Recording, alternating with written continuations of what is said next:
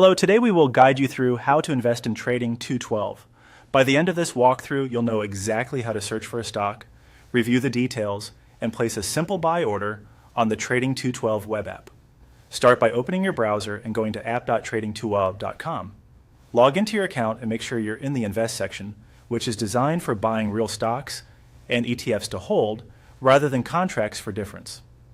Give the page a moment to load. A stable connection helps prevent timeouts when you place an order. Once you're in, look to the top right corner of the screen for the search bar. This is where you can quickly find the asset you're interested in. Click into the search bar and begin typing the ticker symbol or the company name. As you type, you'll see a list of matching results. Take a moment to confirm you've selected the correct listing, especially if the company has multiple share classes or is available on more than one exchange. Click on the result for the symbol you want. This opens the instruments page where you can see the current price, a basic chart, and key information about the asset. If you have the option to choose an asset type, make sure you're on stocks. This ensures you're buying the underlying stock rather than any leverage or derivative product. Next, choose Buy. This opens the order panel. Here you can decide how much you want to invest.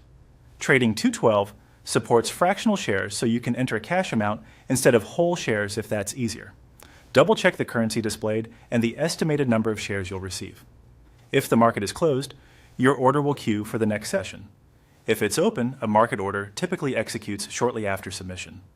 Keep in mind that prices can move between the time you review and when the order fills. Enter the value you want to invest. Make sure it fits your budget and aligns with your plan.